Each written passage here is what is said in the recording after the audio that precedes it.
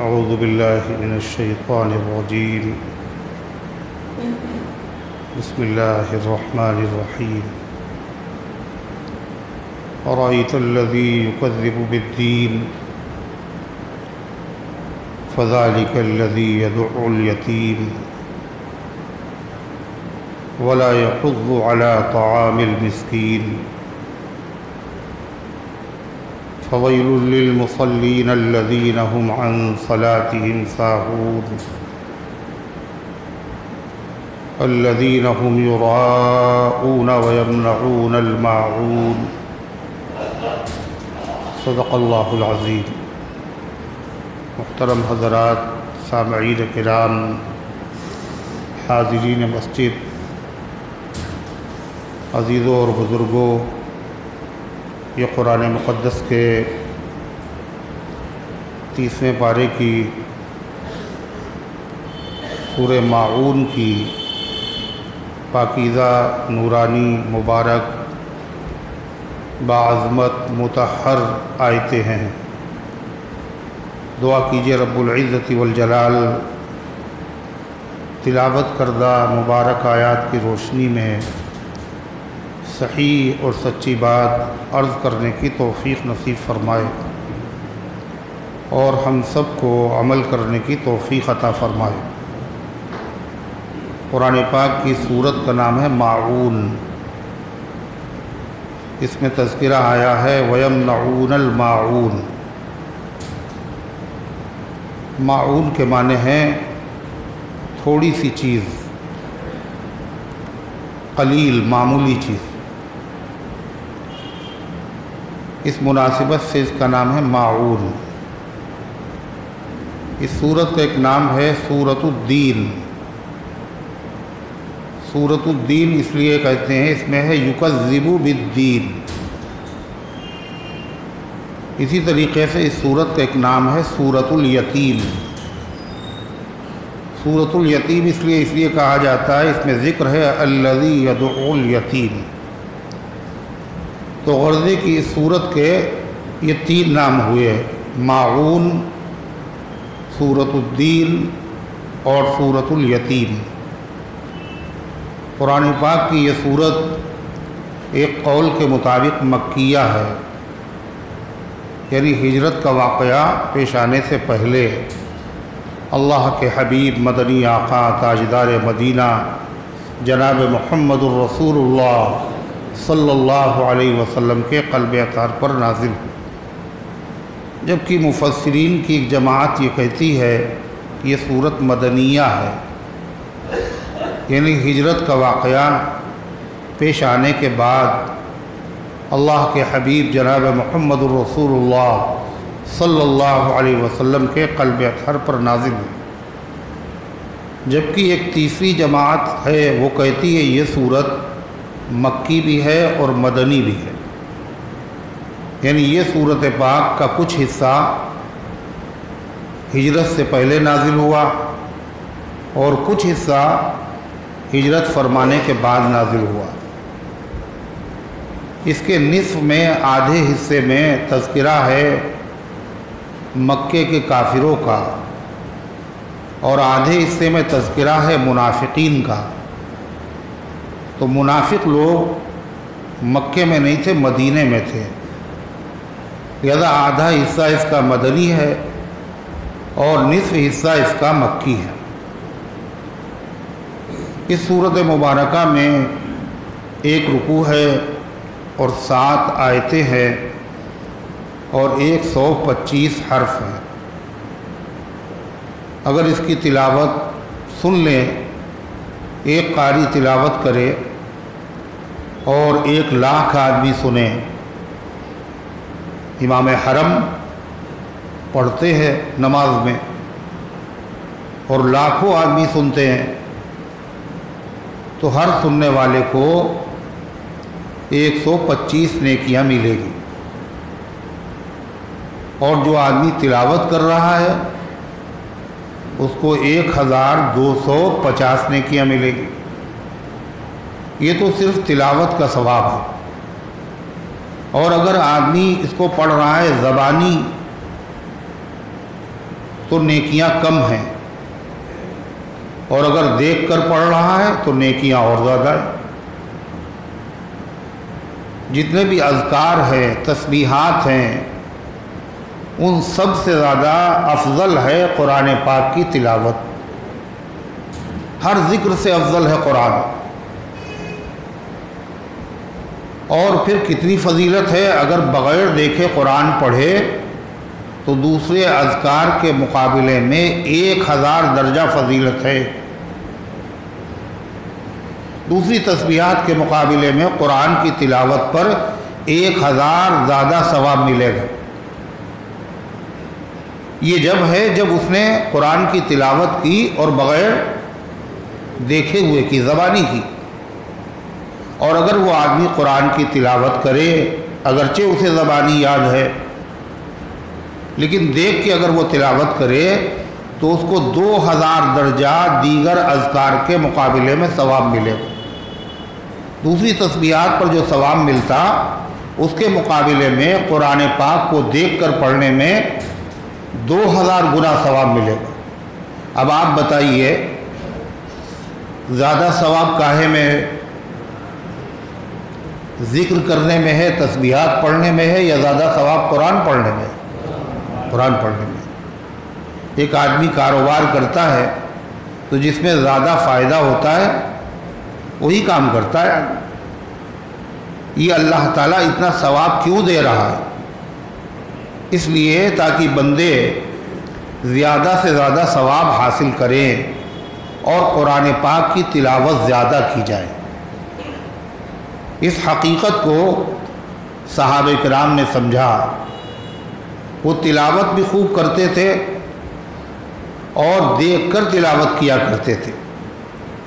حتیٰ کہ سیدنا حضرت عثمان غنی رضی اللہ تعالی عنہ جو بہترین حافظ تھے، روزانہ ایک قرآن ختم کرتے تھے، روزانہ ایک قرآن ختم کرتے تھے۔ اتنے عمدہ حافظ ہونے کے باوجود جب ان کی شہادت کا وقت آیا تو ان کے خون کے قطرے قرآن پر گرے۔ اتنے اچھے حافظ تھے مگر زبانی نہیں پڑھ رہے تھے، قرآن کو دیکھ کے پڑھ رہے تھے تاکہ زیادہ سے زیادہ ثواب حاصل ہو۔ جو قاتل تھے پہلے اس نے کیا کیا، حضرت اس قرآن پاک میں ٹھوکر ماری۔ اس سے اندازہ ہوتا ہے کہ جو قاتل ہیں حضرت عثمان غنی کے، ان کے دل میں نہ اللہ کی عظمت ہے، نہ نبی کی عظمت ہے، نہ اللہ کے کلام کی عظمت ہے۔ جو قاتل تھے بعد میں انہوں نے شہید کر دیا۔ یہی نہیں بلکہ جس نے حضرت عثمان غنی رضی اللہ عنہ کو شہید کیا، یا جو شہید کرنے والوں سے محبت کرتا ہے، خوب اچھی طرح سنیے، جس نے شہید کیا یا وہ شہید کرنے والوں کا طرفدار ہے، یا حضرت عثمان غنی رضی اللہ عنہ کے شہید کرنے والوں سے محبت رکھتا ہے، ایسا ہر آدمی جب دجال ظاہر ہوگا تو دجال کے فتنے میں مبتلا ضرور ہوگا۔ دجال کے فتنے میں مبتلا ضرور ہوگا۔ دجال کا فتنہ بڑا خطرناک، ہر نبی نے دجال کے فتنے سے اپنی امت کو ڈرایا ہے۔ اللہ کے نبی صلی اللہ علیہ وسلم نے بھی اپنی امت کو ڈرایا۔ حالانکہ دجال ظاہر کب ہوگا؟ قیامت کے قریب، اور قیامت نبی کریم صلی اللہ علیہ وسلم کے آنے کے بعد ہی آئے گی۔ آپ نے فرمایا بعثت انا والساعۃ کہاتین، مجھے اور قیامت کو ایسے بھیجا گیا جیسے یہ دو انگلیاں ہیں، ایک انگلی تھوڑا سا دوسری انگلی سے آگے ہے۔ آپ نے فرمایا ایسے ہی دجال سے میں اتنا پہلے آ گیا ہوں، اس کے بعد کیا ہے؟ پھر قیامت ہے، قیامت سے میں اتنا پہلے، اس کے بعد قیامت ہی ہے۔ تو قیامت، ہر نبی کی امت کو اطمینان تھا، کہے گا کہ ابھی قیامت نہیں آئے گی۔ کیوں نہیں آئے گی؟ ابھی آخری نبی کہاں آئے، ابھی آخری پیغمبر نہیں آئے تو قیامت کیسے آئے گی؟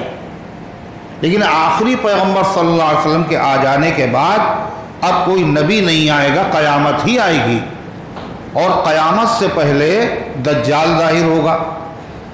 ہر نبی جب وہ قیامت کے قریب ظاہر ہوگا، آخری نبی کے آنے کے بعد ظاہر ہوگا، تو سوال یہ ہے کہ پھر آدم علیہ السلام اپنی امت سے کیوں کہہ رہے ہیں دجال کے فتنے سے پناہ مانگو؟ موسیٰ علیہ السلام کیوں کہہ رہے ہیں اپنی امت سے دجال کے فتنے سے پناہ مانگو؟ ہر نبی کہہ رہا ہے اپنی امت سے، اور دجال ظاہر ہوگا سب سے آخر میں۔ یہ کیا ماجرا ہے؟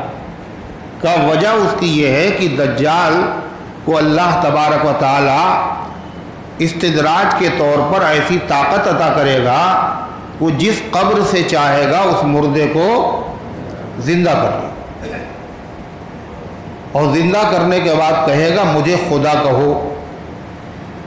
اگر اس نے کہہ دیا تو آرٹیفیشیل جنت ہوگی، اس میں داخل کرے گا، اور اگر اس نے نہیں کہا تو مصنوعی اس کے ساتھ میں جہنم ہوگی، اس میں داخل کر دے گا۔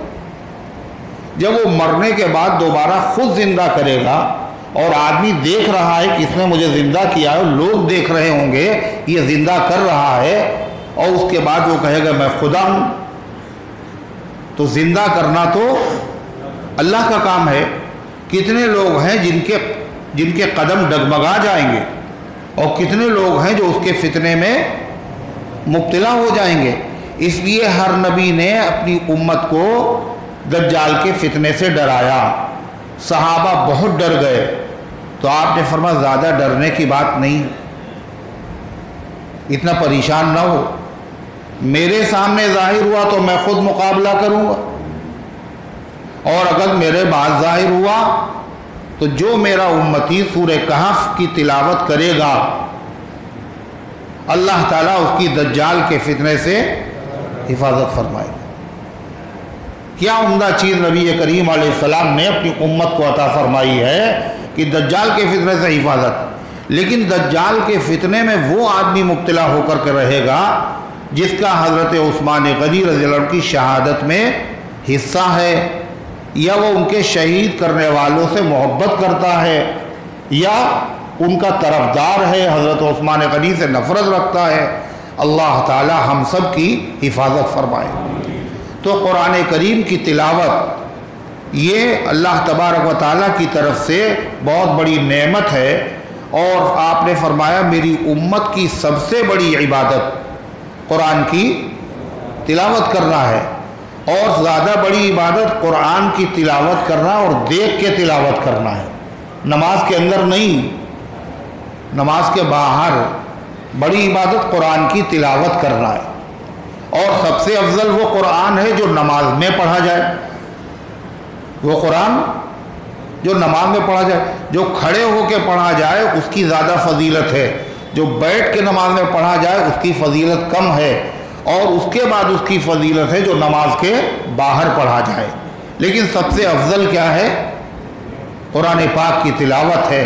اللہ تبارک و تعالیٰ اس حقیقت کو سمجھنے کی توفیق عطا فرمائے، اور زیادہ سے زیادہ اللہ تعالیٰ قرآن کریم کی تلاوت کی توفیق عطا فرمائے۔ آ رہا ہے قرآن کا مہینہ، مختصر سا وقت باقی ہے، شب برات گزر چکی۔ اس شب برات کے جو اعمال تھے ان کو بھی لوگوں نے سمجھا نہیں، شب برات کو بھی لوگوں نے سمجھا نہیں۔ برات تو ہندی زبان کا لفظ ہے، برات، برات کا قرآن و حدیث میں کوئی تصور ہی نہیں، عربی لفظ ہی نہیں برات۔ برات تو لوگ لے کے جاتے ہیں، اور کتنے کتنے لوگ لے جاتے ہیں، 100 200۔ یہ کیا جائز ہے؟ یہ کیا سنت ہے؟ اور بڑے بڑے دیندار لوگ، سمجھدار لوگ بارات لے کے جا رہے ہیں، کتنے زیادہ سے زیادہ آدمی، اور جس کے وہاں لے کے جا رہے ہیں اس کے اوپر بوجھ بن رہے ہیں زبردستی، اتنے لوگوں کو کھانا کھلانا ہے آپ کو۔ کسی مسلمان کا کوئی مال کوئی چیز بغیر خوش دلی کے استعمال کرنا حرام و ناجائز ہے۔ یہ کسی پر بوجھ بننا، اس پر دباؤ ڈالنا اور پھر کہنا ہمارے براتیوں کا خیال رکھنا، ان کو خوش کر دینا، ان کو خوش کر دینا، اور باراتی بھی سمجھ رہے ہیں ہماری پوزیشن ہے آج، وہ بھی جا کے وہاں دباؤ ڈال لیں، نقص نکال لیں، عیب نکال رہے ہیں۔ یہ سب کیا ہے؟ اسلام سے اس کا کیا رشتہ ہے؟ اسلام سے اس کا کیا تعلق ہے؟ بالکل تعلق اس کا نہیں۔ نکاح سنت ہے اور نکاح کے اندر سارے کام خلاف سنت۔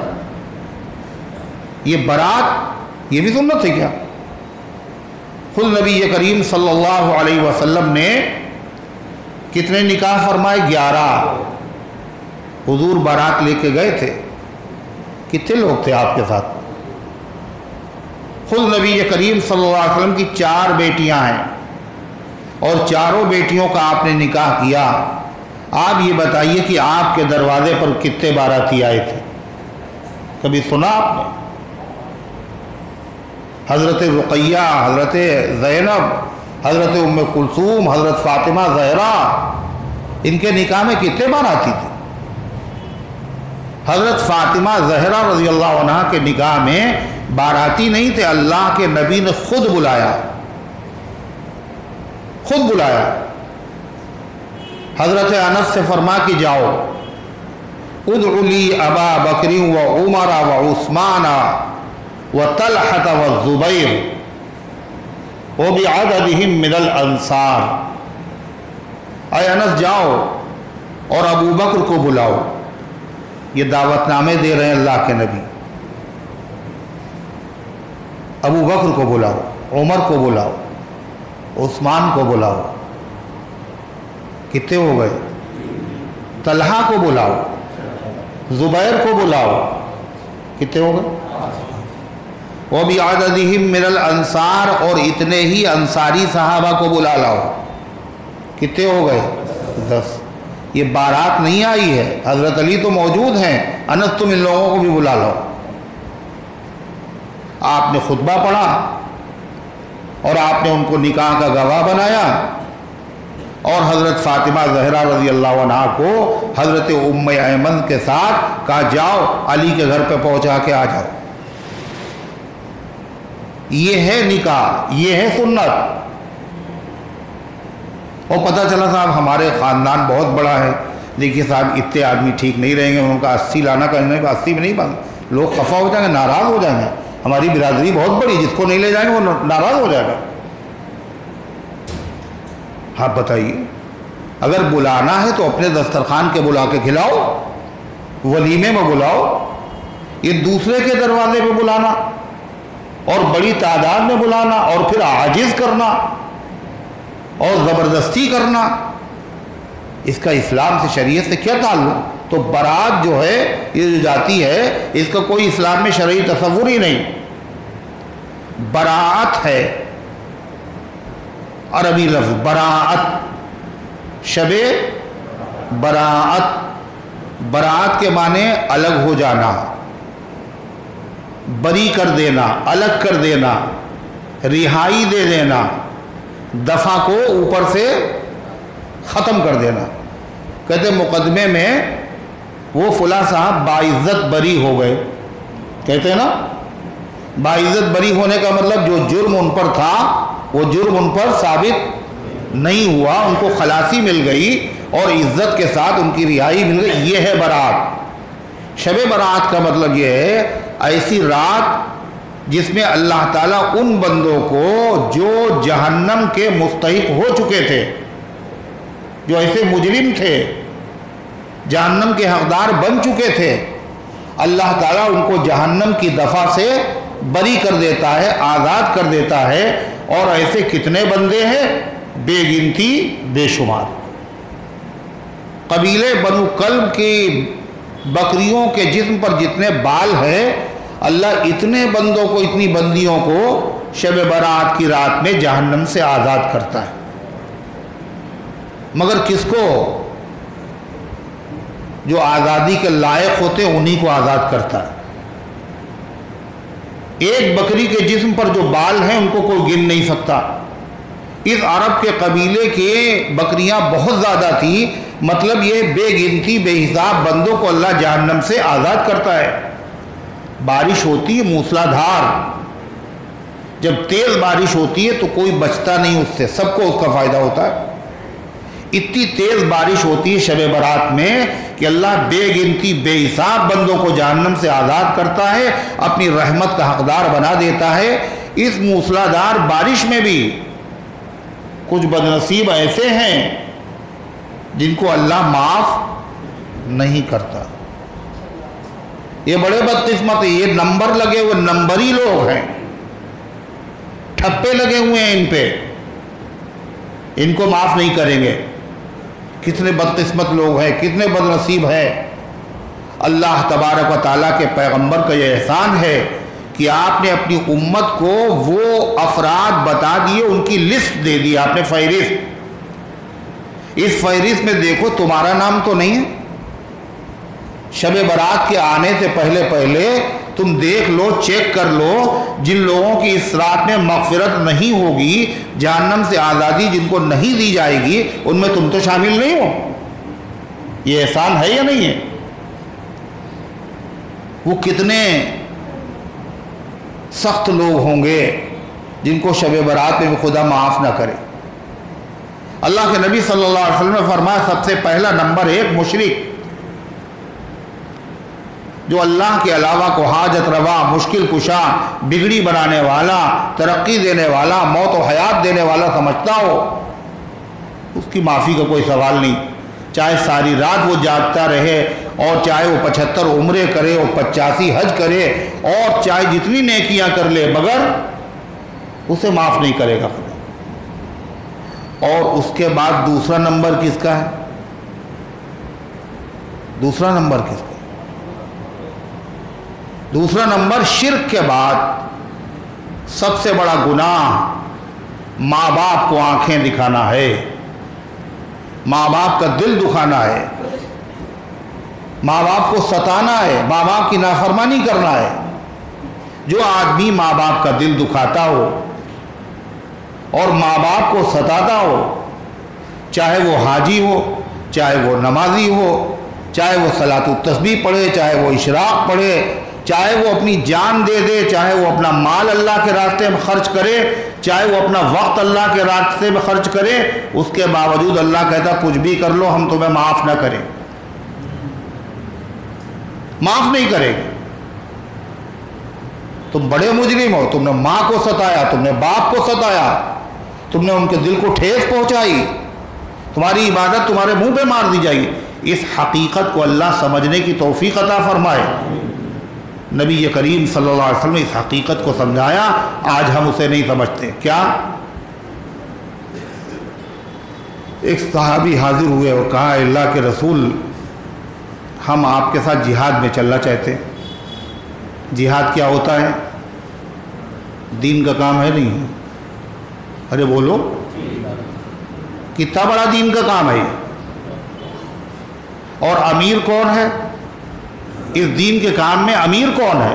خود اللہ کے نبی صلی اللہ علیہ وسلم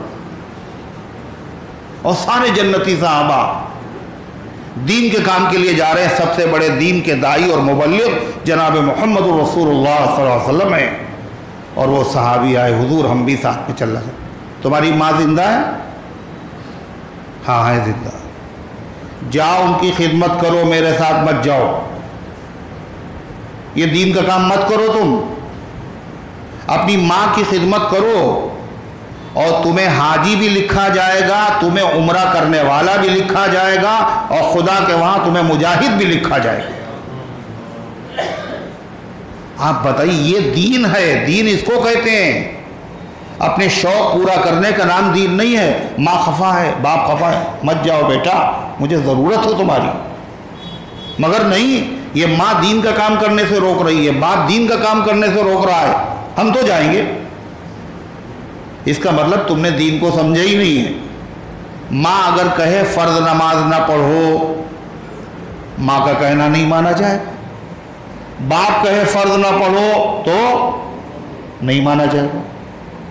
روزہ نہ رکھو جب بھی نہیں مانیں گے، زکوٰۃ نہ ادا کرو جب بھی ماں باپ کا کہنا نہیں مانا جائے گا، حج بیت اللہ نہ کرو جب بھی نہیں مانا جائے گا۔ اگر فرض کفایہ ہے، سنت ہے، مستحب کام ہے، اور ماں کہے یہ نہ کرو تو پھر وہی کرو جو ماں کہہ رہی ہے، وہی دین ہے۔ کیا ہے وہ؟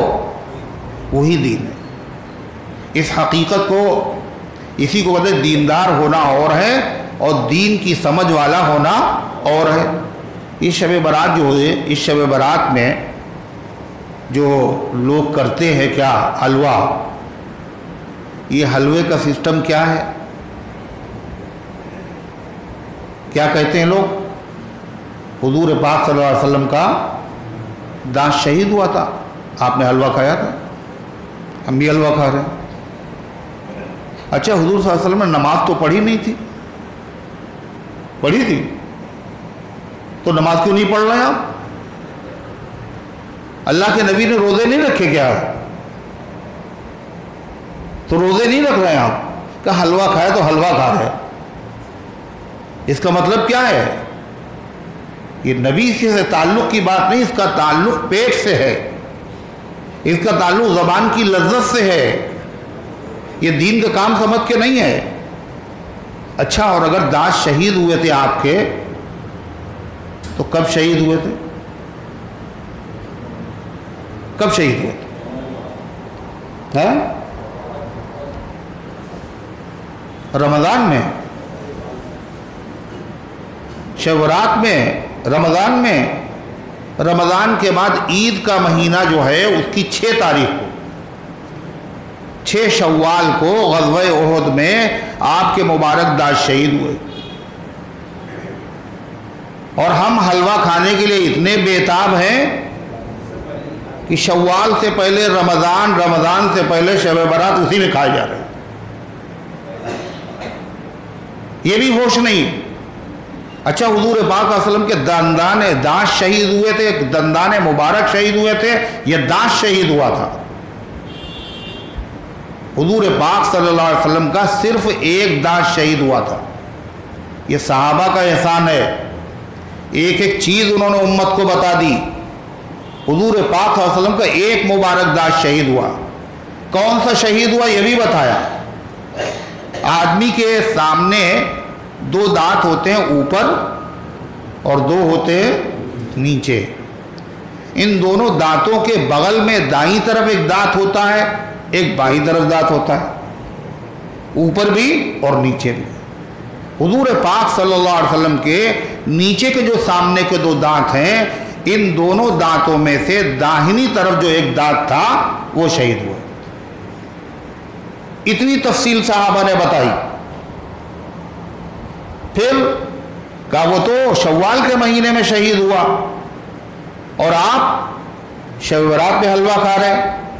کہنے لگے، بیوقوف بنایا، کہا کہ نہیں، اصل میں ایک بزرگ تھے اویس قرنی،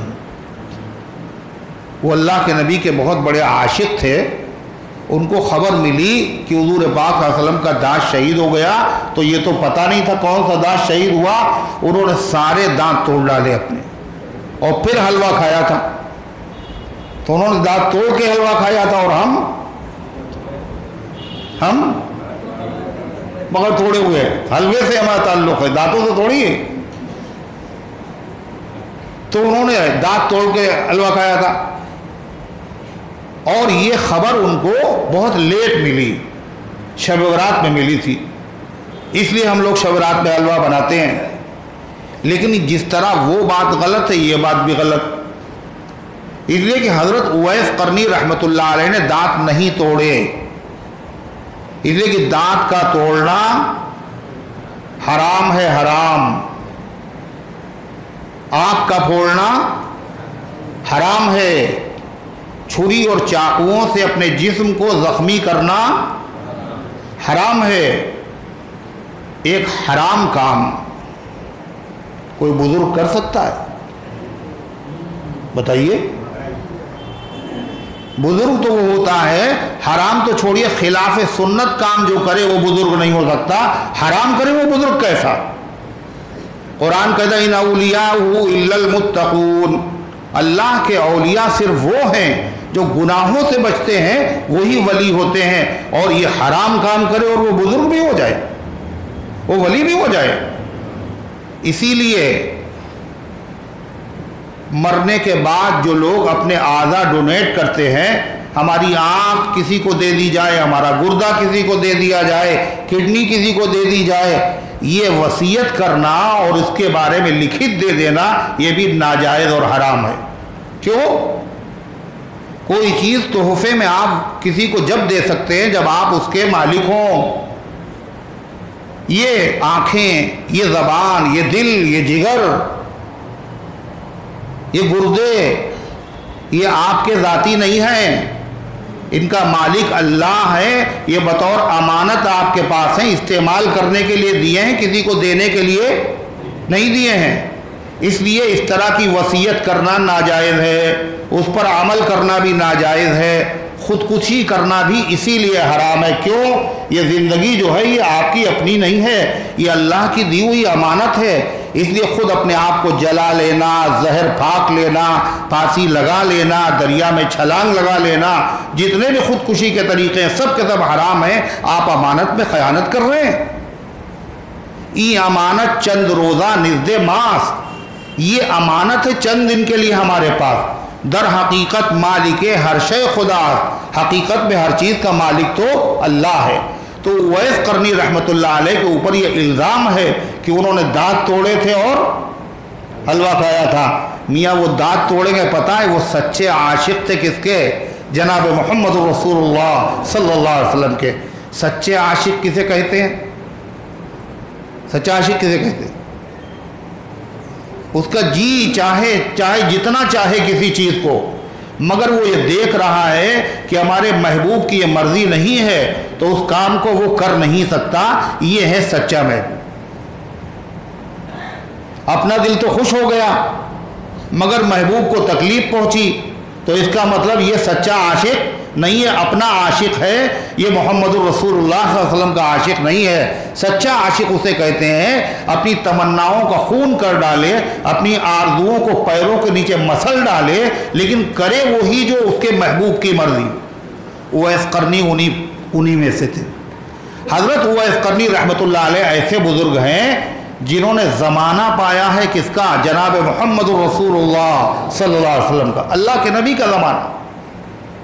حضور کا زمانہ سب سے اچھا زمانہ ہے، آپ کے زمانے میں موجود۔ مگر یہ بھی اتفاق ہے کہ اویس قرنی نے نبی کریم علیہ السلام کی زیارت نہیں کی۔ حضور کے زمانے میں موجود ہیں مگر اللہ کے نبی سے ملاقات نہیں کی، اللہ کے پیغمبر علیہ السلام کا دیدار نہیں کیا، حضور پاک صلی اللہ علیہ وسلم کو دیکھنے نہیں گئے۔ یہ ہو سکتا ہے؟ ہم لوگوں سے یہ ہو سکتا ہے؟ ہر مسلمان کی یہ تمنا ہے کاش کہ نبی کریم صلی اللہ علیہ وسلم کے مبارک زمانے میں ہوتے، اور اگر آپ کے زمانے میں نہیں ہیں کاش کی خواب ہی میں کبھی جلوہ نظر آ جائے جناب محمد رسول اللہ صلی اللہ علیہ وسلم کا۔ اور اللہ کے نبی کو دیکھنے جانا یہ کتنی بڑی سعادت ہے پتہ ہے؟ جس نے ایک نظر دیکھ لیا وہ صحابی بن گئے۔ اور کیا کہا آپ نے؟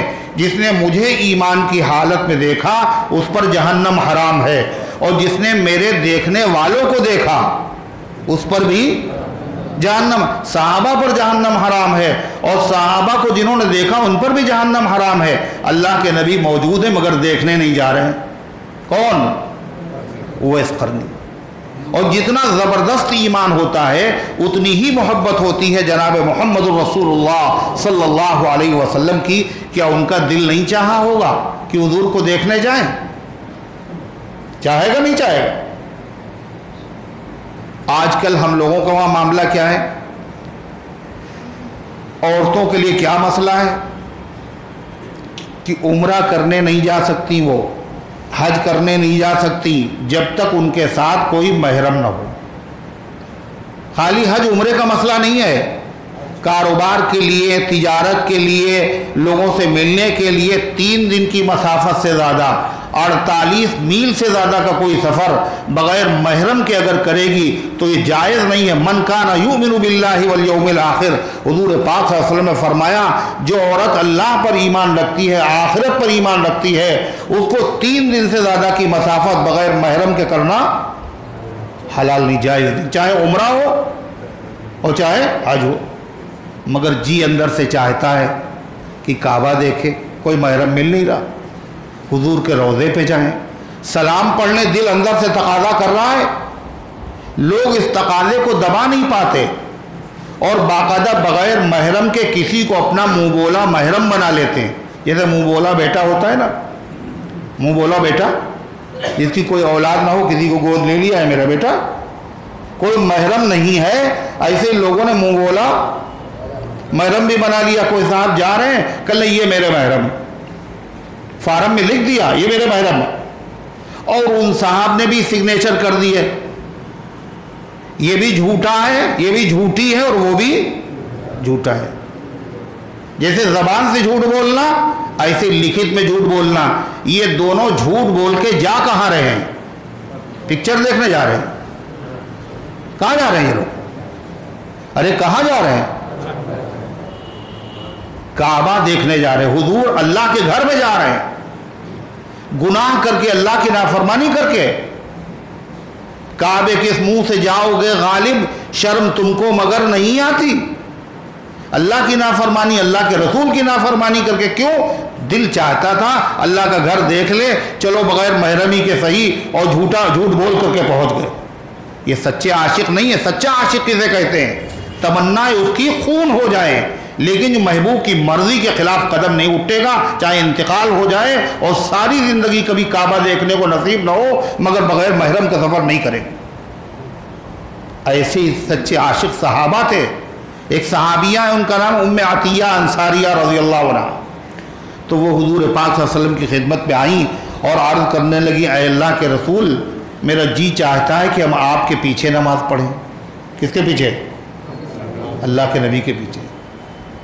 امام حرم اگر آ جائیں تو لوگ کیا چاہتے ہیں؟ ان کے پیچھے نماز پڑھیں۔ گاؤں سے، دیہات سے، کہاں سے لوگ آ رہے ہیں، اور خود اللہ کے نبی موجود، اور مدینہ طیبہ، اور آپ کی صحابیہ، ان کا جی نہیں چاہے گا آپ کے پیچھے نماز پڑھنے کا؟ اے اللہ کے رسول، آپ کے پیچھے نماز پڑھنا چاہتے ہیں۔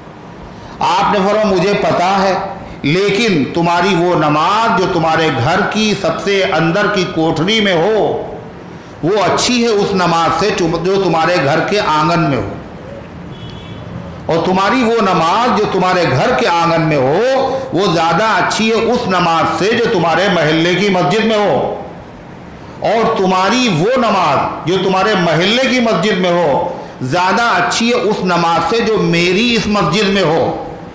کون سی مسجد میں؟ رسولی مسجد میں۔ کون سی مسجد میں؟ ارے کون سی مسجد میں؟ حضور کرے میری اس مسجد میں جو ہو۔ اللہ کے نبی کی مسجد کیسی ہے؟ حرم شریف کے بعد سب سے افضل اگر کوئی مسجد ہے تو مسجد نبوی ہے، جہاں ایک نماز کا ثواب 50,000 نمازوں کے برابر آج بھی ہے، اور پھر اللہ کے نبی کے پیچھے نماز، اور آپ کہہ رہے ہیں تمہاری وہ نماز جو تمہارے گھر میں ہو، عورتوں سے کہہ رہے ہیں وہ اس نماز سے اچھی جو تم میری مسجد میں آ کے پڑھو۔ اب آپ بتائیے، انہوں نے سن لیا، سمجھ گئی اللہ کے نبی کا منشا یہ ہے عورتیں گھر پہ نماز پڑھیں، میری مسجد میں نماز پڑھنے کے لیے نہ آئیں۔ پھر کیا تھا؟ اپنے گھر والوں سے کہنے لگی میرے گھر پہ مسجد ایک بنا دو۔ مسجد بنانے کی یہ مطلب نہیں مینارے انارے بناؤ، محراب بناؤ۔ گھر میں مسجد کا مطلب ہوتا ہے ایک جگہ مقرر کر دو، یہاں نماز پڑھا کریں، سنتیں، نفلیں، ایک کونا، ایک کمرے میں ایک جگہ مصلی بچ جائے، وہاں پہ سب لوگ نماز پڑھیں، مرد بھی نماز پڑھیں، عورتیں بھی نماز پڑھیں، اور رمضان کے مہینے میں اسی میں اعتکاف بھی کر سکتی ہیں عورتیں۔ میرے گھر پہ کوئی جگہ بن گئی۔ روایت میں آتا ہے وہ گھر سے باہر نہیں نکلی، مسجد نبوی میں نہیں گئی حتیٰ کہ ان کی وفات ہو گئی۔ یہ سچے عاشق ہوتے ہیں۔ تو اویس قرنی رحمۃ اللہ علیہ انہی میں سے ہیں۔ اللہ کے نبی کا زمانہ موجود اور حضور پاک صلی اللہ علیہ وسلم کو دیکھنے کا شوق بھی ہے اور دیکھنے کا ثواب بھی بہت زیادہ ہے، مگر گئے نہیں۔ کیوں نہیں گئے؟ وہ جانتے تھے کہ اللہ کے نبی کی مرضی یہی ہے کہ تمہاری ماں زندہ ہے اور تمہاری ماں بیمار ہیں، تم ان کی خدمت کرو، میری زیارت کے لیے مت آؤ۔ یہ ہے دیندار، دین کی سمجھ اس کو کہتے ہیں۔ حضرت اویس قرنی رحمۃ اللہ علیہ صحابی نہیں ہوئے، اتنی بڑی قربانی دی اور اپنی ماں کی خدمت کرتے رہے، نبی کریم صلی اللہ علیہ وسلم کی وفات ہو گئی۔ اب دیکھیے، انہوں نے چونکہ دین پہ عمل کیا تھا، اتنی بڑی قربانی پیش کی تھی، تو قربانی ضائع تھوڑی جاتی ہے۔ ان کو کیا مقام ملا پتہ ہے؟ حضور پاک صلی اللہ علیہ وسلم سے ملاقات تو نہیں ہوئی، آپ نے دیکھا بھی نہیں، مگر آپ نے صحابہ کے سامنے ان کا ذکر کیا۔ اور کون صحابی؟ حضرت عمر۔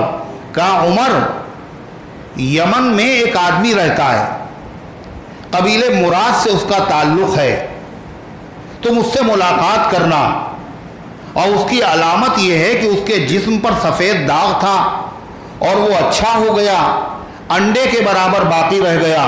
جب تم ملاقات کرنا تو اپنے لیے مغفرت کی دعا کرانا۔ کس سے کہہ رہے ہیں حضور؟ حضرت عمر سے کہہ رہے ہیں۔ اللہ اللہ، حضرت عمر کا مقام کیا اویس قرنی کے برابر ہے؟ حضرت عمر کا مقام تو بہت اونچا رضی اللہ عنہ، حضرت اویس قرنی کا درجہ ادنا درجے کے صحابی کے برابر بھی نہیں ہے۔ مگر یہ دیکھیے، نبی کریم صلی اللہ علیہ وسلم حضرت عمر سے کہہ رہے ہیں ان سے ملاقات کرنا، اور ملاقات کرنے کے بعد اپنے لیے مغفرت کی دعا کرانا۔ کوئی تو بات ہے، آخر یہ مقام ملا کیسے؟ یہ مرتبہ ملا کیسے؟ اللہ کے نبی ان کا ذکر کر رہے ہیں۔ حضرت عمر کو جب وصیت کی تو حضرت عمر عمل نہیں کریں گے؟ حضرت فاروق اعظم جب حاجی آتے تو ایک ایک سے پوچھتے اویس قرنی کے بارے میں۔ پتہ چلا کہ وہ تو اپنے اونٹ چراتے ہیں، بے نام گمنام قسم کے آدمی ہیں۔ تو حضرت عمر اور حضرت علی، حضرت عمر اور حضرت علی، حضرت علی سسر اور حضرت عمر داماد، دونوں میں اتنا تعلق تھا، لوگ دونوں کو الگ الگ بتانا چاہتے ہیں۔ یہی دونوں گئے ملنے کے لیے اویس قرنی رحمۃ اللہ علیہ سے۔ دیکھا کہ ایک آدمی ہے، وہ سیدھا کمبل اوڑھے ہوئے نماز پڑھ رہا ہے اور اونٹ چر رہے ہیں۔ نماز سے فراغت کا انتظار کیا۔ حضرت عمر نے کہا السلام علیکم ورحمۃ اللہ وبرکاتہ۔ انہوں نے جواب دیا، کہا کہ آپ کون؟ حضرت علی نے فرمایا یہ امیر المومنین عمر ابن خطاب ہے، یہ امیر المومنین ہیں، فاروق اعظم ہیں، اور میں علی ہوں۔ حضور پاک صلی اللہ علیہ وسلم نے فرمایا کہ اویس سے ملاقات کرنا اور اپنے لیے دعا کرانا، میں اس لیے آیا ہوں، میرے لیے مغفرت کی دعا کرنا۔ ان کا اللہ آپ کی مغفرت فرمائے۔ اس کے بعد ان کو پتہ چل گیا اب تو ہماری بڑی شہرت ہو جائے گی، لوگ ہمارے گھر پہ آنے لگیں گے، اس لیے اس کے بعد وہ غائب ہو گئے، لوگوں سے انہوں نے ملاقات ہی نہیں کی، گمنامی کی زندگی گزاری۔ یہ ہیں دین کی سمجھ رکھنے والے، اپنی ماں کی خدمت کرتے رہے، جانتے تھے اگر اللہ کے نبی کے پاس جائیں گے تو حضور یہی کہیں گے جہاد میں مت جاؤ، اپنی ماں کی خدمت کرو، میری زیارت کو نہ آؤ، اپنی ماں کی خدمت کرو۔ ماں کا مقام اتنا اونچا، باپ کا مقام اتنا اونچا، اللہ اللہ اتنا اونچا ہے۔ اللہ کیا کہا؟ ان کی خفگی سے خفا اللہ ہے، یہ اگر خوش ہے تو پھر خوش اللہ ہے، اللہ خوش ہے ان کی وجہ سے۔ اور شب برات گزر گئی اور اماں خفائیں اور باپ خفائیں، کہا کچھ بھی کیا ہو، تم نے سر پھوڑا ہو، ساری رات جاگے ہو، معافی نہیں ہے خدا کے وہاں، تم ان بدنصیب لوگوں میں ہو جن کو شب برات کی رات میں بھی اللہ معاف نہیں کرتا۔ یہ معمولی چیز ہے؟ سوچئے اب کتنے لوگ ایسے ہیں جن کی مائیں دنیا سے جا چکی اور جن کے باپ دنیا سے جا چکے، اور وہ ناراض تھی اور باپ خفا تھے، اب ان کو کیسے منائیں؟ کہا شب برات آنے سے پہلے بولے جو زندہ ماں باپ ہیں ان کو تو منا لو تاکہ اللہ شب برات میں معاف کر دے، شب قدر بھی آنے والی، اس سے پہلے معافی مانگو۔ اور اگر وہ دنیا سے جا چکے اور وہ ناراض تھے اور وہ خفا تھے، اب کیا کریں؟ کوئی بھی مسئلہ ایسا نہیں ہے نبی نے جس کو سلجھایا نہیں ہے. کہا ان کو کیسے راضی کرے؟ کہا ان کو راضی کرنے کا طریقہ یہ ہے ان کو ہدیہ دیا کرو. کیا دیا کرو؟ ہدیہ.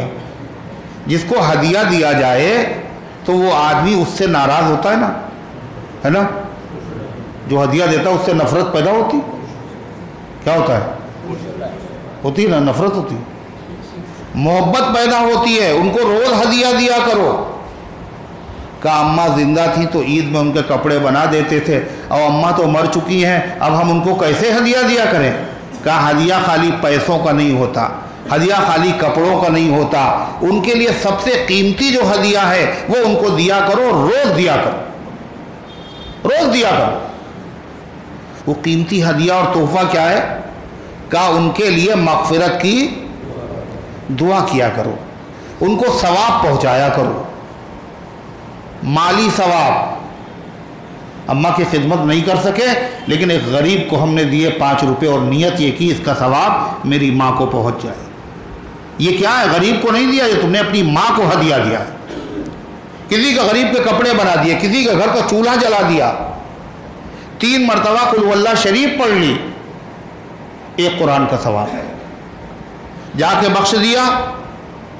جب روزانہ آپ کا ہدیہ اور تحفہ ماں باپ کے پاس پہنچے گا تو پتہ ہے وہ ناراض ہوں گے؟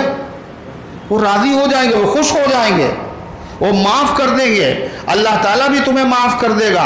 اور کہا یہاں بھی کیا کرو اور قبر پہ جا کے بھی کبھی کبھی جایا کرو، مگر شب برات کی رات میں نہیں. شب برات کی رات میں نہیں. لوگ سمجھتے تو ہیں نہیں شب برات ہے کیا، من نکل پڑے. شب برات کی رات میں قبرستان جانا نہ فرض ہے، نہ واجب ہے، نہ سنت ہے. حضور پاک صلی اللہ علیہ وسلم پوری زندگی میں 1 مرتبہ گئے شب برات میں قبرستان. کئے مرتبہ؟ مدینے میں کئے سال رہے آپ؟ 10 سال. اور قبرستان آپ کا کہاں تھا؟ جیسے یہاں سے اشباغ اتنی دور ہوگا، اتنی دور ہے. ارے جنت البقیع کہاں ہے؟ مسجد نبوی سے باہر نکلے اور جنت البقیع، ہر نماز کے بعد جا سکتے ہیں وہاں.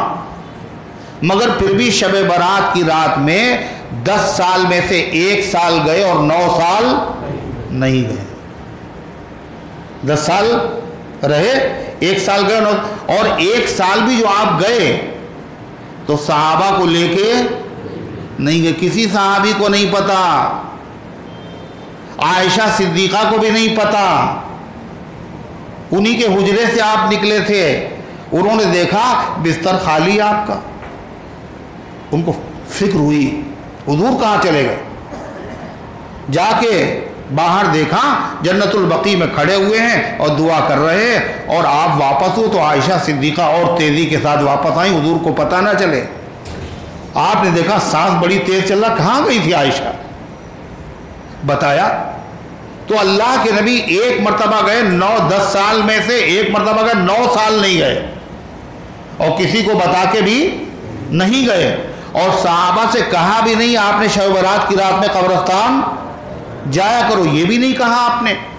اگر آپ 10 سال میں 1 مرتبہ گئے، 9 مرتبہ نہیں گئے، تو ہم لوگ بھی اگر 1 مرتبہ چلے جائیں تو کیا ہوگا؟ اتنا کافی ہے. اور اگر ہم بار بار جائیں گے تو یہ بتائیے ہم لوگ امام ہیں یا مقتدی؟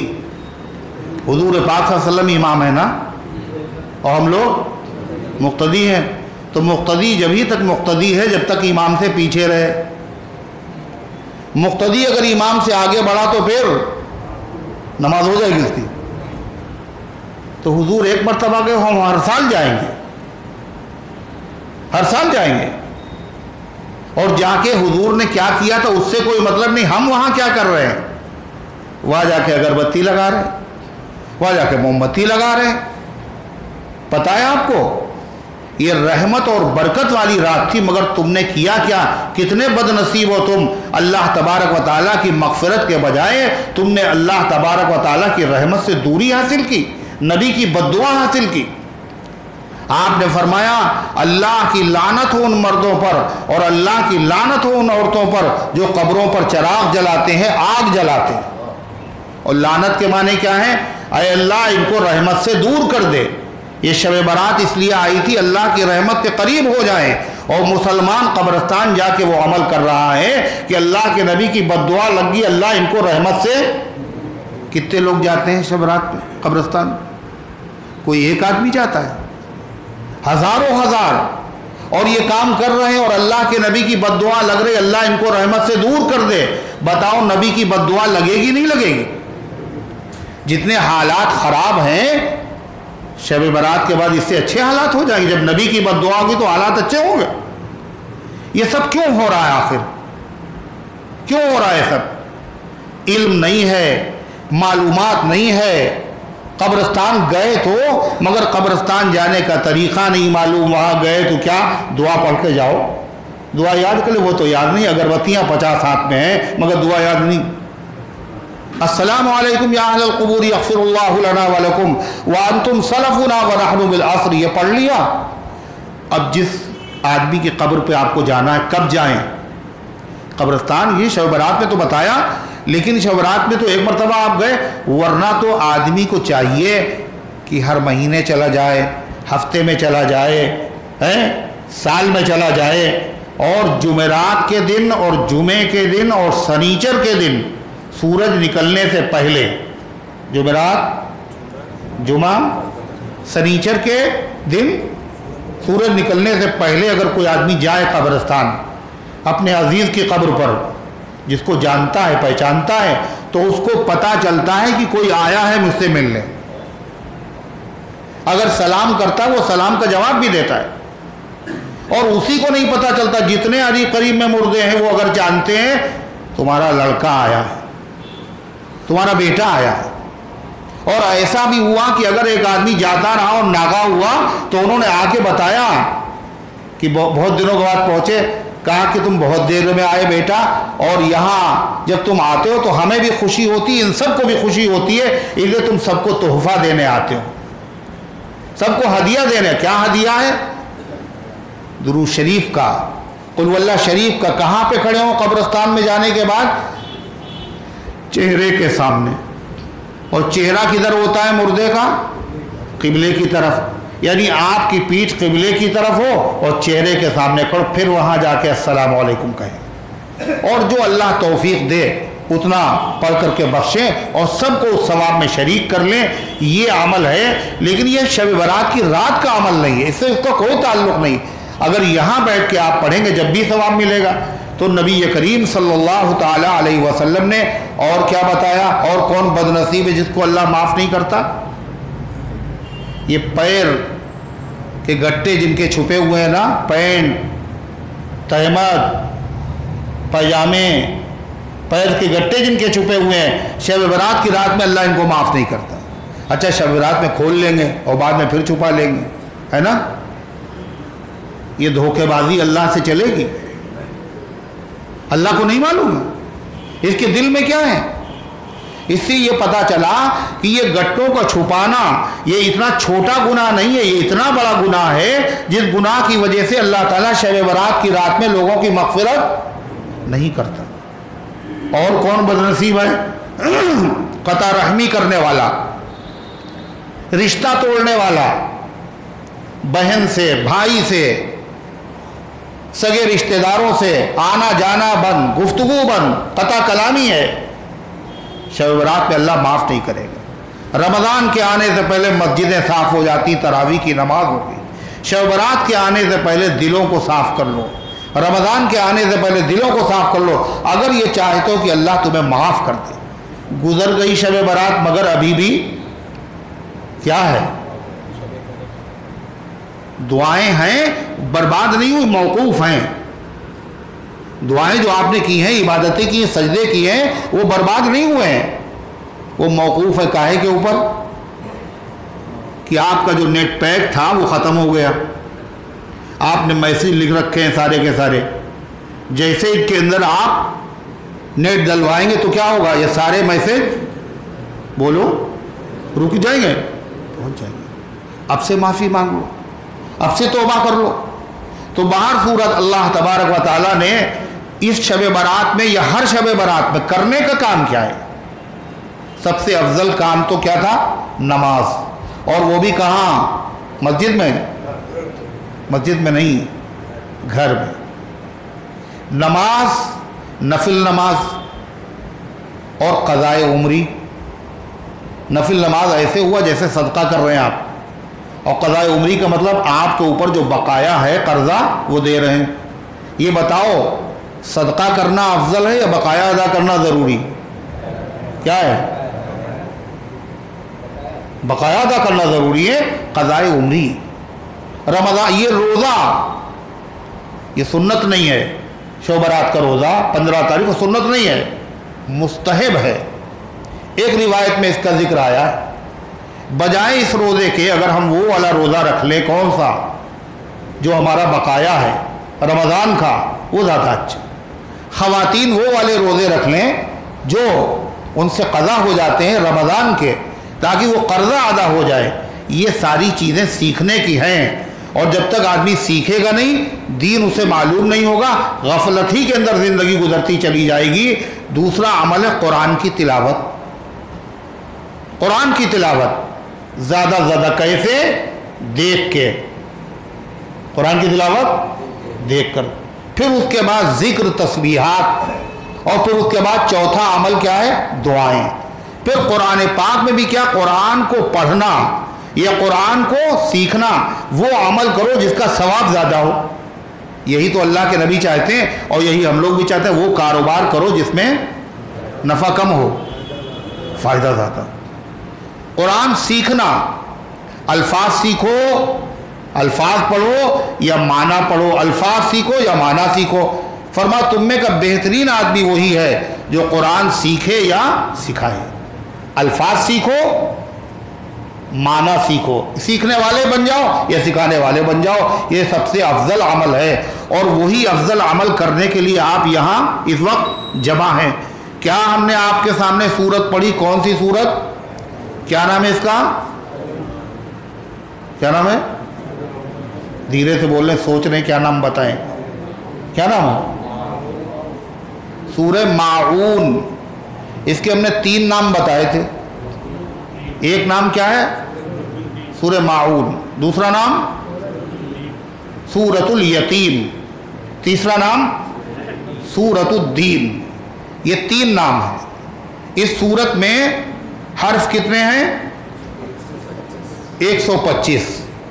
جو اس کی تلاوت کو سنے اس کو 125 نیکیاں، اور جو اس کی تلاوت کرے اس کو 1250 نیکیاں ملے گی۔ کتنی آیتیں پڑھنے پہ؟ 7 آیتیں پڑھنے پہ، اور سب کو یاد ہوتی۔ نماز میں پڑھیں گے تو اور ثواب ملے گا۔ تراویح کی نماز میں یہ صورتیں پڑھی جاتی ہیں، کتنا ثواب ملتا ہے۔ اور انشاءاللہ تعالی اللہ تعالی ہم سب کو رمضان مبارک کی برکتوں سے مالا مال فرمائے، اور یہ سعادت اللہ تعالی ہم سب کو عطا فرمائے۔ شب برات میں فیصلے تو ہو جاتے ہیں، کس کا انتقال ہوگا، کون زندہ رہے گا، اسی لیے دعا کرنا چاہیے، اللہم بارک لنا فی رجب و شعبان و بلغنا رمضان۔ اللہ رمضان تک ہماری زندگی کو دراز کر دے، اور اللہ رمضان کی برکتوں سے ہم سب کو مستفید ہونے کا اللہ موقع عطا فرمائے۔ اللہ تبارک و تعالیٰ نے قرآن پاک کی یہ سورت، اس سے پہلے جو سورت تھی اس کا نام کیا تھا؟ سورہ قریش۔ اس سے پہلے جو سورت تھی اس کا نام کیا تھا؟ سورۃ الفیل۔ اس میں ہاتھی والوں کا ذکر تھا۔ اس سے پہلے قبیلہ قریش کے لوگوں کا ذکر ہے۔ یہ سورت ان صورتوں میں، اس سورت میں تعلق کیا، مناسبت کیا، دونوں میں رشتہ کیا ہے؟ اس لیے کہ اللہ کا کلام بے جوڑ نہیں ہوتا۔ بے جوڑ اگر بندے کا کلام ہو تو عیب ہے، یہ تو اللہ کا کلام ہے۔ دونوں صورتوں میں کیا تعلق، کیا مناسبت ہے؟ کیا مناسبت یہ ہے کہ سورہ قریش میں اور سورہ فیل میں اللہ نے ان نعمتوں کا ذکر کیا ہے جو اللہ تعالیٰ نے مکے والوں کو عطا فرمائی تھی، عظیم الشان نعمتیں۔ کیا تھی؟ ہاتھی والوں کو برباد کر دیا، خانہ کعبہ کو بچا لیا، اور کیا کیا؟ قبیلہ قریش جو سفر کے عادی تھے، سردی کا اور گرمی کا، اللہ تبارک و تعالیٰ نے ان کی عظمت کو برقرار رکھا، ان کو کوئی ٹچ نہیں کرتا تھا، اور وہ کاروبار کرتے رہے۔ تو اللہ تعالیٰ نے 2 عظیم الشان نعمتوں کا ذکر کیا ہے اس صورت میں۔ کیا اور کیا کہا تھا؟ ہم نے نعمتیں دی ہیں، ان نعمتوں کا شکر ادا کرو۔ فَلْيَعْبُدُوا رَبَّ هَذَا الْبَيْتِ، کیسے شکر ادا کریں؟ اس گھر کے رب کی عبادت کرو، خانہ کعبہ کا جو رب ہے اس کی عبادت کرو۔ عبادت دو طرح کی ہوتی ہے، یعنی اللہ نے مال دیا ہے تو مال سے عبادت کرو، اللہ نے مال نہیں دیا، جسم دیا ہے تو جسم سے عبادت کرو۔ تو عبادت دو طرح کی ہوتی ہے، بلکہ تین طرح کی ہوتی۔ ایک عبادت ہوتی بدنی، بدنی کا مطلب جس میں انسان کا جسم کا یوز ہوتا ہے، بس پیسہ نہیں خرچ ہوتا۔ وہ عبادت کون سی ہے؟ نماز۔ کتنے پیسے خرچ ہوتے ہیں؟ ابھی پڑھیں گے آپ عشاء کی نماز، مغرب پڑھی، کتنے پیسے خرچ کیے ہیں؟ کچھ نہیں۔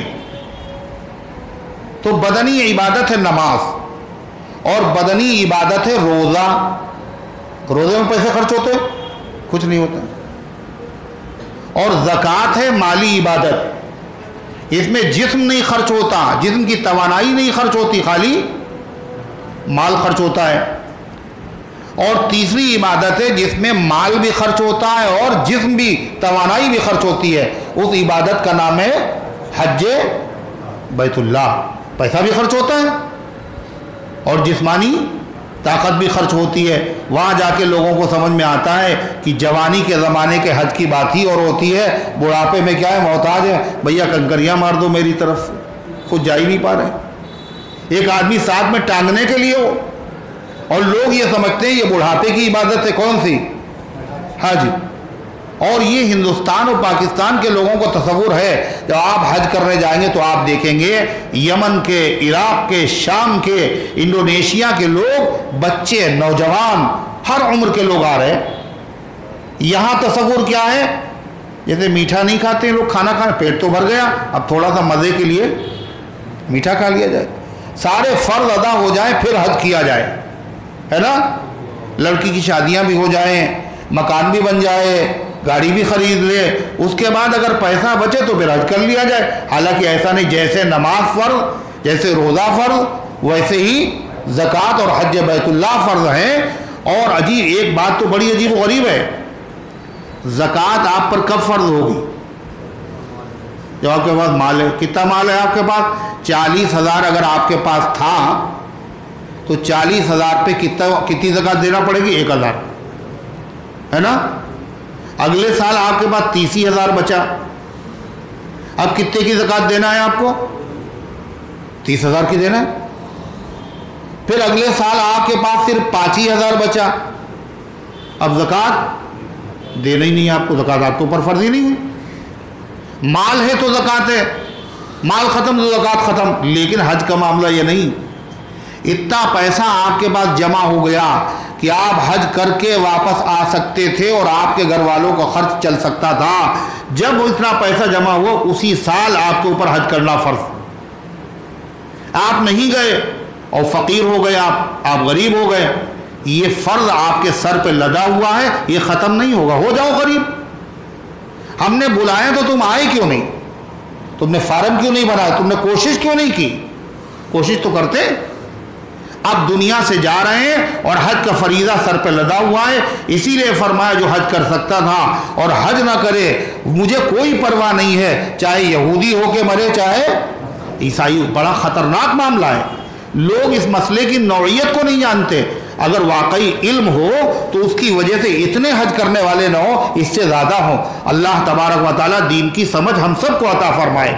تو اللہ تبارک و تعالیٰ نے قرآن پاک کی اس صورت میں تذکرہ کہے کا کیا ہے کہ نعمتوں کا شکر ادا کرو، یہ کہا تھا، مال سے بھی جسم سے بھی ادا کرو۔ اس صورت میں تذکرہ ہے جنہوں نے اللہ کا شکر ادا نہیں کیا، نہ مالی شکر ادا کیا، نہ جسمانی شکر ادا کیا۔ ایسے کون لوگ ہوتے ہیں؟ اللہ ان کا ذکر کر رہا ہے۔ کیا فرمایا اللہ تعالیٰ نے؟ اَرَأَيْتَ الَّذِي يُكَذِّبُ بِالدِّينِ، کیا آپ نے اے پیغمبر ان کو دیکھا جو دین کو جھٹلاتا ہے؟ دین کو جھٹلاتا ہے، کیا ایسے آدمی کو آپ نے دیکھا؟ یعنی دین کو نہیں مانتا، جو دین اسلام کو مانتا ہی نہیں ہے، اللہ کے دین کا اس کو یقین، کیا ایسے آدمی کو دیکھا؟ یعنی یہ کام جو بتائے جا رہے ہیں یہ کام وہی کرے گا جو دیندار ہو، وہ نہیں کرے گا جو بے دین ہوگا، وہی یہ کام کرے گا۔ اللہ کی عبادت میں کوتاہی، غریبوں کا حق نہ دینا۔ عربوں کا معاملہ کیا تھا؟ وہ دونوں میں کوتاہی کرتے تھے۔ کیا کرتے تھے؟ اللہ کا حق بھی نہیں ادا کرتے تھے اور بندوں کا بھی حق نہیں ادا کرتے تھے۔ خاص طور سے وراثت، یتیموں کا حق۔ جب کوئی مر جاتا تھا تو عرب لوگ کیا کرتے تھے؟ اس سارے مال پہ قابض ہو جاتے تھے۔ بیوہ کا کچھ نہیں ہے، یتیم بچیوں کا کچھ نہیں، یتیم بچوں کا کچھ نہیں۔ انہوں نے قانون بنایا تھا باقاعدہ۔ کیا قانون؟ کہ مرنے کے بعد مال کی چھوڑے ہوئے مال میں اسی کو حصہ ملے گا جو تلوار چلانے کے لائق ہو، جو دشمن سے لڑنے سے لائق ہو۔ عورتیں تو لڑنے کے لائق نہیں تھی، کہا وراثت میں تمہارا کوئی حق نہیں۔ بچیاں لڑنے کے لائق نہیں، کہا تمہارا بھی حق نہیں۔ چھوٹے معصوم بچے لائق نہیں، تمہارا بھی حق نہیں۔ سارے مال کو وہ ہڑپ کر جایا کرتے تھے، یتیموں کے مال پر قابض ہو جاتے تھے، اور اس کے بعد جب یتیم مطالبہ کرتا تھا تو کیا کر دیتے تھے؟ اسے دھکا دے دیا کرتے تھے۔ قرآن پاک میں اس کا ذکر ہے، کلا بلا تکرمون الیتیم ولا تحاضون علی طعام المسکین وتأکلون التراث اکلا لما۔ اللہ فرماتا ہے تم یتیم کی عزت نہیں کرتے، اس کو کھانا کھلانے کی رغبت نہیں دلاتے، تم وراثت کا مال سمیٹ کر کے کھا جاتے ہو۔ یہ سارے کافروں کا حال تھا۔ آج یہ حال مسلمانوں کا بھی ہے۔ ارے ہے یا نہیں؟ وراثت نہیں دے رہے، اس پہ قابض ہیں۔ تمام کافروں کو یہ حال تھا، اور خاص طور سے جو سب سے بڑا کافر تھا اس کا حال یہ تھا۔ سب سے بڑا کافر کون تھا؟ ابو جہل۔ اس کا حال کیا تھا؟ جب کوئی مرنے والا ہوتا تو اس کے گھر پہ جاتا اور کہتا کہ ایسا ہے یہ یتیم بچے جو ہے سب میری پرورش میں ہیں، اور ان کا مال جو ہے وہ میرے کفالت میں دے دو، اور کوئی ان کا حق نہیں مارے گا، اور ہم ان کی پرورش کریں گے۔ اور اس کے بعد پھر کیا کرتا تھا؟ وہ مال سب اپنے قبضے میں کر لیتا تھا، اور یتیم آتا تھا جب مانگنے کے لیے تو اس کو بھگاتا تھا، نہیں بھاگتا تو دھکے دے دیتا تھا۔ اللہ کے رسول جناب محمد رسول اللہ صلی اللہ علیہ وسلم حرم شریف میں تھے، اور آپ پڑھ رہے تھے نماز۔ ایک یتیم بچہ آیا، ابو جہل جس کا مال ہڑپ کر چکا تھا، اور جتنے سردار وہاں بیٹھے ہوئے تھے سب سے کے سامنے وہ رو رہا ہے، آنسو بہا رہا ہے، فریاد کر رہا ہے، میرا حق ابو جہل نے مار لیا، میرے باپ کا پیسہ ہضم کر لیا، اور یہ مجھے نہیں دے رہا، آپ میرا حق دلوا دیجئے، میرے باپ کا کمایا ہوا پیسہ ہے، آپ مجھے دلوا دیجئے۔ اتنے سخت دل تھے، کسی کا دل نہیں پسیجا، کسی آدمی کے دل کے اوپر دل پر رحم نہیں آیا، بلکہ ان کو شرارت سوجھی۔ اور کیا شرارت کی؟ کہنا یہ صاحب جو نماز پڑھ رہے ہیں، اور نماز کون پڑھ رہا تھا؟ کون پڑھ رہا تھا؟ اللہ کے رسول۔ کہلے یہ صاحب جو نماز پڑھ رہے ہیں ان کے پاس جاؤ، یہ ابو جہل سے تمہارا حق دلوا دیں گے۔ یہ شرارت میں کہا، کیوں؟ ابھی یہ جائے گا اللہ کے نبی سے کہے گا، اللہ کے نبی کی عادت ہے آپ غریبوں کی ضعیفوں کی مدد کرتے ہیں، ابو جہل آپ کا بہت بڑا دشمن ہے، ابھی آپس میں کیا ہوگا؟ وہ آپ کو برا بھلا کہے گا، اور دیکھنا کتنا مزہ آئے گا۔ اس تصور سے ان لوگوں نے بجائے اس غریب کی مدد کرنے کے ایسے موقع پر مزہ لینا چاہتے تھے، مزہ لینا، اتنے سنگ دل، اتنے سخت دل۔ غرضے کہ وہ شخص آیا، وہ بچہ یتیم روتا ہوا نبی کریم صلی اللہ علیہ وسلم کی خدمت میں حاضر ہوا۔ آپ جیسے ہی فارغ ہوئے اور آپ نے جیسے ہی سلام پھیرا اور اس نے ذکر کیا کہ میرے باپ کا پیسہ تھا اور وہ ابو جہل نے دبا لیا ہے اور وہ دینے کے لیے تیار نہیں ہے، اور میں مانگ رہا ہوں تو مجھے دھکے دیتے ہیں، اور میرے گھر پہ کھانے کو نہیں ہے، تو حضور پاک صلی اللہ علیہ وسلم جیسے ہی سنا، آپ نے کہا، فرمایا چلو، آپ نے فرمایا چلو۔ کیوں؟ ضعیفوں کی مدد کرنا یہ عادت تھی پیغمبر کی، نبی کی سیرت ہے۔ آپ جانتے سخت و دشمن ہے، مگر اس کے باوجود آپ نے اس بچے سے کہا چلو، اور اس کی انگلی پکڑی، اور آپ اپنے مشہور دشمن جو اس امت کا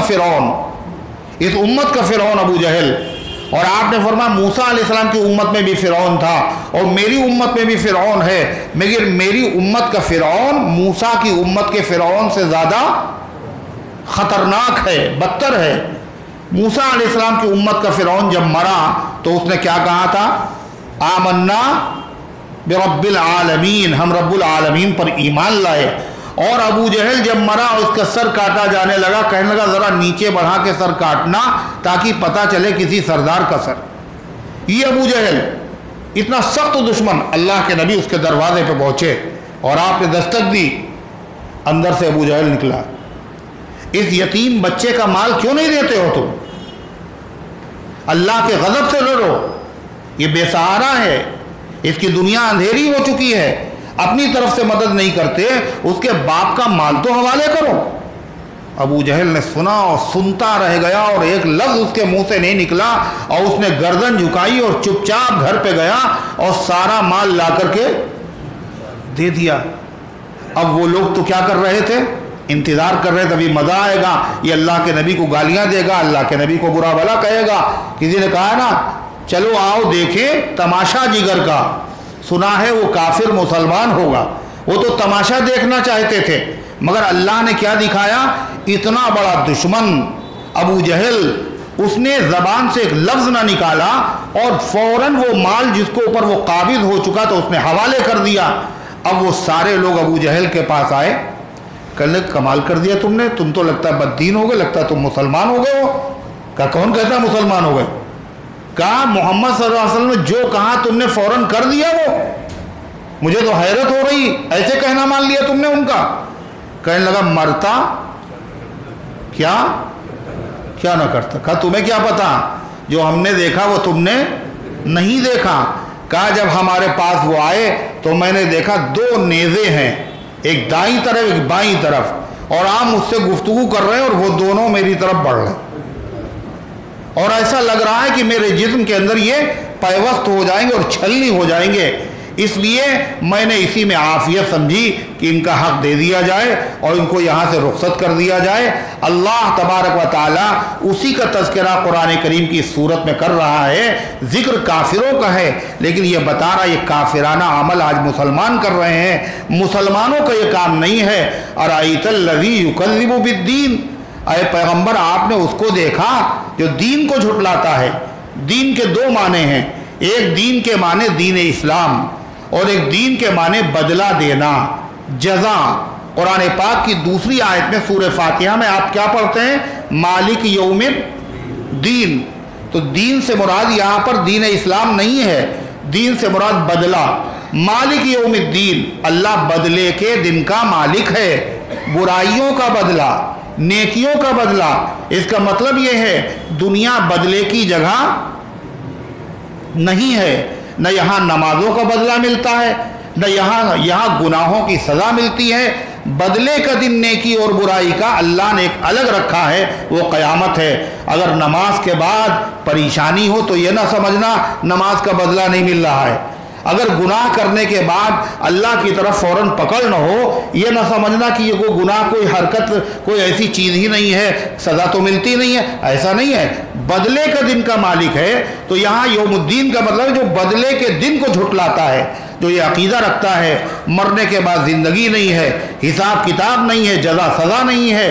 جس آدمی کا یہ عقیدہ نہیں ہوگا کہ مرنے کے بعد خدا کو منہ دکھانا ہے، حساب کتاب ہوگا، جزا سزا ہوگی، جتنا یہ عقیدہ مضبوط ہوگا اتنا وہ آدمی دیندار ہوگا، اور جتنا یہ عقیدہ کمزور ہوگا اتنا ہی وہ آدمی اللہ کا بھی حق مارے گا، اللہ کے بندوں کو بھی حق مارے گا۔ یہ پانی کہاں مر رہا ہے، یہ غریبوں کا حق کیوں مارتا ہے، یہ قیامت کے دن کو جھٹلاتا ہے۔ اس کی کیا علامت ہے، کیا نشانیاں ہیں، آگے اس کی تفصیلات ہیں۔ اللہ تبارک و تعالیٰ ان گزارشات کو قبول فرمائے، عمل کرنے کی توفیق عطا فرمائے۔ خدیجہ خاتون کا انتقال ہوگا، انا للہ و انا الیہ راجعون، اللہ مغفرت فرمائے۔ محمد طلحہ صاحب کا انتقال ہو گیا، انا للہ و انا الیہ راجعون، اللہ تعالیٰ ان کی مغفرت فرمائے اور امت کے تمام مرحومین کی مغفرت فرمائے۔ محمد دلشاد صاحب کا انتقال ہو گیا، انا للہ و انا الیہ راجعون۔ محمد عثمان کی والدہ کا انتقال ہو گیا، انا للہ و انا الیہ راجعون۔ محمد شہاب کی والدہ کا انتقال ہو گیا، انا للہ و انا الیہ راجعون۔ اللہ تعالیٰ ان تمام مرحومین کی مغفرت فرمائے اور امت کے تمام مرحومین کی مغفرت فرمائے۔ نماز باجماعت سے پہلے اقامت یا تکبیر کسی مخصوص آدمی کو کہنا چاہیے یا کوئی بھی کہہ سکتا ہے؟ حدیث میں آتا ہے کہ حضور پاک صلی اللہ علیہ وسلم کے زمانے میں ایک صحابی نے اذان کہی اور اذان کے بعد دوسرے صاحب تکبیر کہنے لگے تو آپ نے فرمایا من اذن یقیم، جس نے اذان کہی وہی تکبیر کہے۔ حق تو اس کا ہے، لیکن اگر وہ اپنا حق دے دے، اجازت دے دے بھائی آپ کہہ لیجئے، تو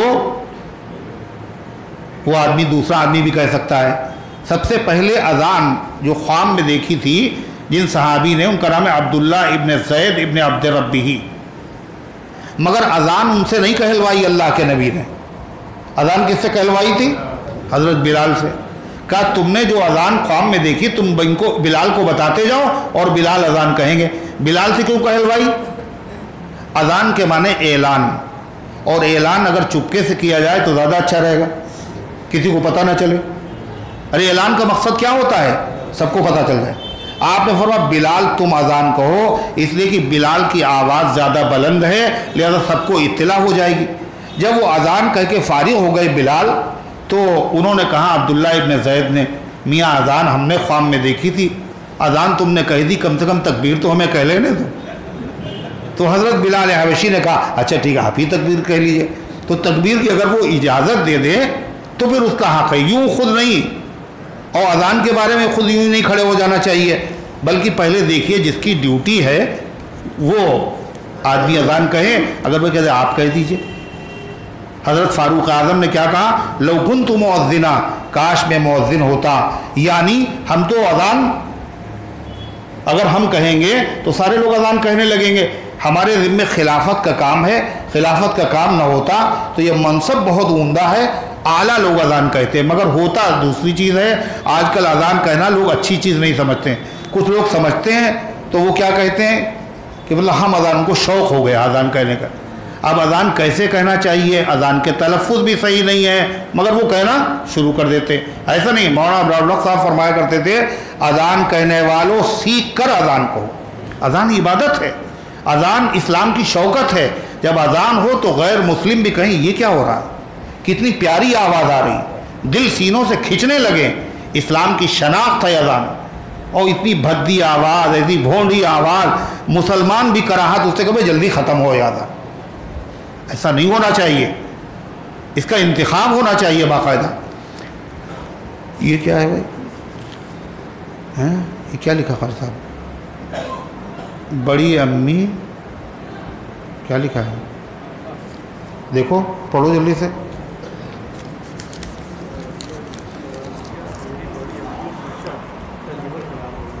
اچھا نام کیا لکھا ہے؟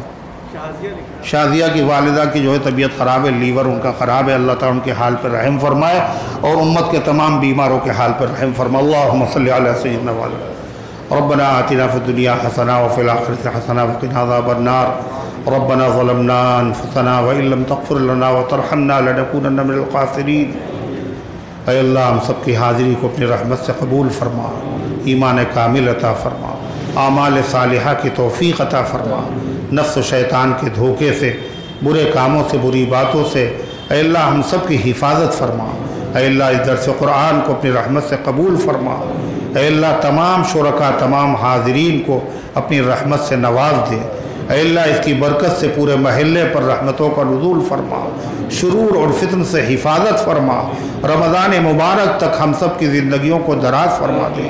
رمضان مبارک کی برکتوں سے ہم سب کو مستفید ہونے کا موقع عطا فرما اور بار بار موقع عطا فرما۔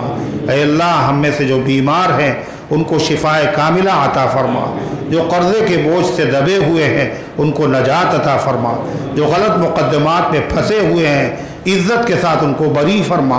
اے اللہ ہمارے ملک میں، یہ پوری دنیا میں جو بلا پھیل رہی ہے یا جو سازشیں ہو رہی ہیں کورونا کے نام سے یا اور جو بلائیں پھیل رہی ہیں، اے اللہ ان بلاؤں سے، وباؤں سے، سازشوں سے، مظالم سے اے اللہ پوری امت کی حفاظت فرما۔ اے اللہ عافیت کے ساتھ، خیریت کے ساتھ رمضان مبارک کی عبادت کرنے کی ہم سب کو توفیق عطا فرما۔ اے اللہ جہاں کہیں تیرے بندے پریشان حال ہیں، غیب سے ان کی مدد فرما۔ جو دنیا سے جا چکے ان سب کی مغفرت فرما۔ جنہوں نے دعاؤں کے لیے کہا یا ان کا ہم پر حق ہے یا وہ امید رکھتے ہیں، اللہ ان سب کے نیک مقاصد میں کامیابی نصیب فرما۔ ہم سب کو اسلام پر زندہ رکھ، ایمان پر موت دے، ایمان والوں کے ساتھ حشر فرما۔ آمین یا رب العالمین۔ وصلی اللہ علی النبی الکریم برحمتک یا رحمت۔